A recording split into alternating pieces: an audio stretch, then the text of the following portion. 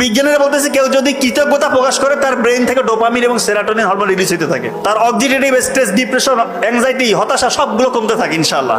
কথা কি বুঝতেছেন?